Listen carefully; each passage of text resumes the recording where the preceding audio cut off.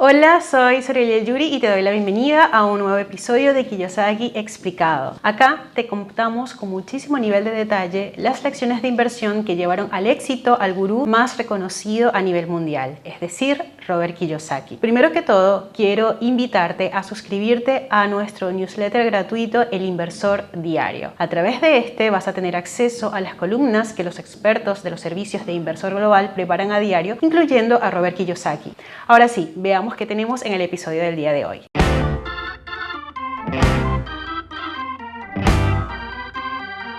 Hoy hablaremos acerca de uno de los mitos con mayor credibilidad y sin duda uno de los que más hace que la gente sea más pobre cada día. ¿Cuántas veces escuchaste a algún asesor financiero decir tu casa es tu mayor activo? Seguramente muchas. Una de las verdades que plasmó Robert Kiyosaki en su libro Padre Rico, Padre Pobre es que tu casa es realmente un pasivo. Kiyosaki hizo hincapié en que en primer lugar son caras y que no siempre ganan valor o se aprecian con el paso del tiempo. En el libro, Kiyosaki escribió que esto no quiere decir que no puedes comprar una casa. Su punto es que debes entender la diferencia entre un activo y un pasivo. Cuando quieres una casa más grande, o por ejemplo, en el caso de Kiyosaki, él dice que cuando quiere una casa más grande, primero compra activos que generan el flujo de ingresos o el cash flow necesario para luego adquirir la vivienda en cuestión. Al decir esto, sacudió el avispero. Los autodenominados expertos en el mercado, en bienes raíces y en general lo criticaron muchísimo. Para entonces el mercado inmobiliario se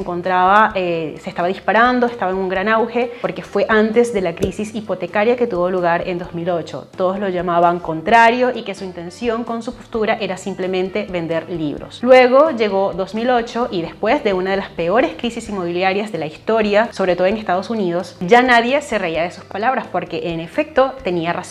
Este es uno de los mitos de la larga lista de hecho, que identificó su padre rico. Y es que tanto un planificador financiero como los agentes de bienes raíces y los contadores se refieren a las viviendas, es decir, a las propiedades que utilizas para vivir en ellas, como activos. Pero en realidad un activo es algo que genera dinero y ese dinero va a tu bolsillo. Si tienes una casa en alquiler, entonces esa sí es un activo. Si tienes una casa, ya sea comprada o no, en la que vives, esta no es un activo. Hay una diferencia importante entre una cosa y la otra. En lugar de ingresar dinero a tu bolsillo por ella, es decir, por la casa en la que vives, el dinero sale. Y esta es la definición de un pasivo. Esto es doblemente cierto si aún no eres propietario de la casa en la que vives. Entonces, en ese caso, es el activo del banco. Estás trabajando para ellos y tú no estás ganando nada con eso. Entonces, ¿qué es realmente un activo? En términos simples, digamos que los activos son tus pros y los pasivos son tus contras. Necesitas activos para compensar los pasivos. Una vez que te alejas de los mitos establecidos en la sociedad sobre el dinero y que están tan arraigados, es más fácil pensar en esos términos, es decir, pensar como un empresario o como un gran inversor. Pero, ¿qué son exactamente los activos? Una definición simple de un activo es, como dijimos antes, algo que genera dinero y lo pone en tu bolsillo o en tu cuenta. Esto se logra a través de 4 categorías diferentes y el real estate, es decir, los bienes raíces, constituyen una de ellas, por supuesto. Con esto reiteramos, no nos referimos a tu vivienda, que repetimos es un pasivo. Estamos hablando de estas propiedades que son más como una inversión, como un alquiler, como esta propiedad que pones en alquiler, recibes una renta mensual, esa es una inversión. Entonces, una inversión en bienes raíces es una excelente inversión porque lleva dinero a tus bolsillos todos los meses a través de ese alquiler que venimos comentando. Los restantes tipos de activos que son fundamentales y que de hecho hemos mencionado en otros episodios de Kiyosaki Explicado son los negocios o las empresas, también los activos en papel, esto se refiere a las acciones, a los bonos, a todo lo que esté en el mercado de valores, y los commodities como el oro, la plata. Si eres empresario o propietario de un negocio, tu negocio es un activo. Los activos de papel son, como mencioné antes, los bonos, las acciones, los fondos mutuos, las opciones financieras, y los commodities, oro, plata y cualquier otro recurso físico que pudiera ser el petróleo o el gas. Robert y su esposa Kim comenzaron a ganar dinero en bienes raíces poniendo su capital a trabajar en propiedades que podían alquilar para percibir rendimientos constantemente. Después de eso se diversificaron, por lo que actualmente tienen algo algo de dinero en todas las clases de activos que acabamos de mencionar. Cuando un asesor financiero te dice que diversifiques en, digamos, fondos mutuos, acciones, opciones financieras, realmente no te estás diversificando, porque si el mercado se desploma, recordemos que todos estos activos están dentro del mercado de valores, entonces si este se desploma, te ves afectado sin importar en qué fondo mutuo o en qué acción estás posicionado. Entonces, por eso es importante tener posiciones en las diferentes clases de activos. Como mencionamos antes, cuando Kiyosaki escribió Padre Rico, Padre Pobre, el mito de que tu casa es un activo gozaba de más credibilidad que nunca. Nos estamos remontando a 1997, época en la que el precio de los inmuebles de todo el mundo no paraba de subir, muchísimo antes de la crisis hipotecaria que te comenté, que fue 10 años después. En ese contexto era fácil asumir que tu casa era un activo, ya que a la larga podías generar dinero a través de la apreciación de esa vivienda en cuestión. Es decir, la comprabas a un precio y en poco tiempo subía bastante este valor. Lógicamente, la gente se comió la mentira, por decirlo de alguna manera, y todos estaban como locos solicitando préstamos hipotecarios para comprar no solo casas, sino también vehículos, pagar vacaciones y demás. Luego, cuando vino la crisis financiera de 2007-2008, esas mismas personas estaban hasta el cuello con las deudas, al punto que la tasa de incumplimiento de pagos de los créditos hipotecarios en Estados Unidos se elevó a 10%. Cuando el quiebre financiero se desató y fuimos testigos de las consecuencias, la mayoría de las personas no estaba de acuerdo con la idea de que su vivienda era un activo, y menos si formaban parte de ese increíble 10% del que hablamos que no estaba cumpliendo con los pagos correspondientes a las cuotas de sus préstamos hipotecarios. Por supuesto, también existe la noción de que adquirir una vivienda es un derecho cultural. Todo el mundo sueña con tener su vivienda en algún momento. Es un sinónimo de estabilidad. Muchas personas sueñan con el día en que les entreguen las llaves que abran las puertas de su hogar, un hogar propio, un hogar que no están alquilando.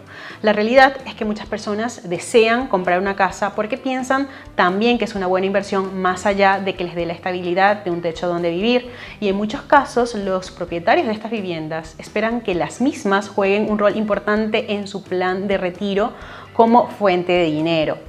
El padre rico de Kiyosaki creía que las personas tienen problemas financieros por tomar decisiones erradas que son heredadas de sus padres. Y recordemos que la mayoría de las personas no provienen de familias financieramente sólidas en términos de educación financiera. A menudo, el padre rico de Kiyosaki decía que la mayoría de los malos consejos o los malos hábitos financieros provienen de la familia, razón por la cual Robert es un defensor de la verdadera educación financiera en el hogar. Por supuesto, para la mayoría de las personas, el asesoramiento financiero comienza en el hogar con reglas antiguas como ir a la escuela, obtener un trabajo, ahorrar dinero, comprar una casa e invertir a largo plazo en un fondo de retiro o en fondos mutuos. Muchas personas también siguen los malos consejos de sus padres y a medida que crecen mezclan estas ideas erradas con otras que tampoco son muy acertadas de algunos asesores financieros. Muchos de estos asesores financieros te van a decir que tu casa es un activo, pero eso no es cierto, o al menos no es del todo cierto. El hecho es que cuando estas personas dicen esto, en realidad no están mintiendo, pero tampoco están diciendo toda la verdad. Si bien tu casa es técnicamente un activo, simplemente no te están explicando lo que realmente es un activo. Si te fijas con detenimiento en un extracto bancario, te vas a dar cuenta sin ningún problema de que el flujo de ingresos que proviene de tu casa se lo están quedando otros y no tú. Y es que la mayoría de las personas no son propietarias de una vivienda, sino de una hipoteca.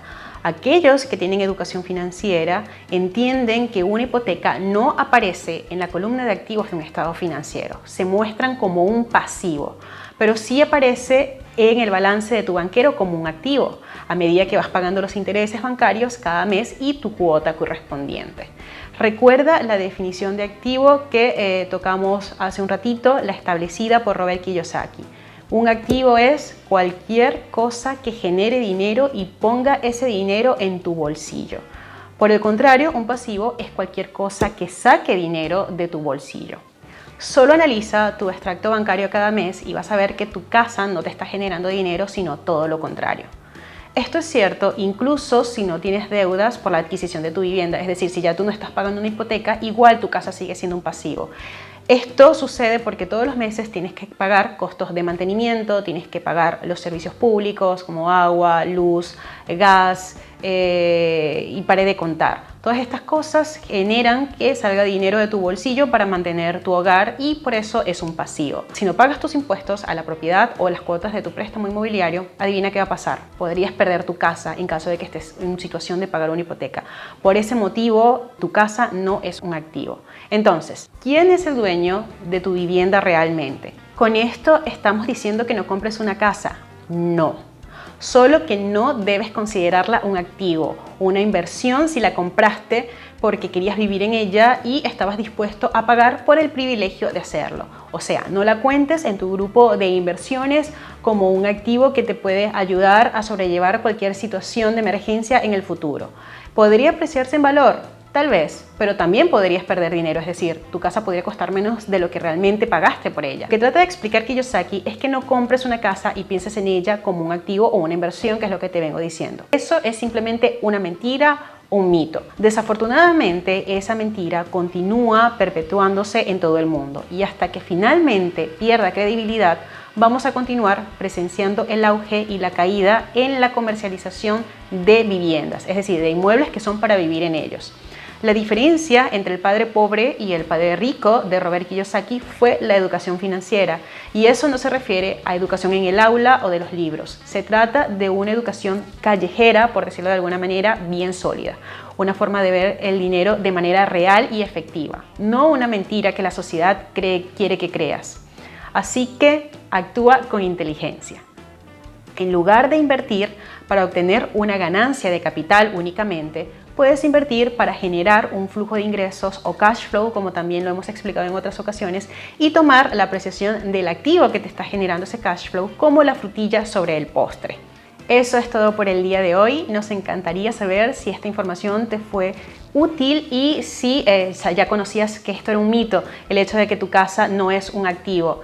Te invito a contarnos al respecto en la sección de comentarios que vas a encontrar más abajo, es decir, al final de este video. Allí también puedes dejarnos cualquier consulta o sugerencia que tengas sobre esta sección. Te esperamos en la próxima edición de Kiyosaki Explicado. Si te gustó este video, por favor, súmanos un like y toca la campanita para suscribirte y seguir episodios futuros. Yo me despido por ahora, cuídate muchísimo, muchísimas gracias por haberme acompañado. Hasta la próxima.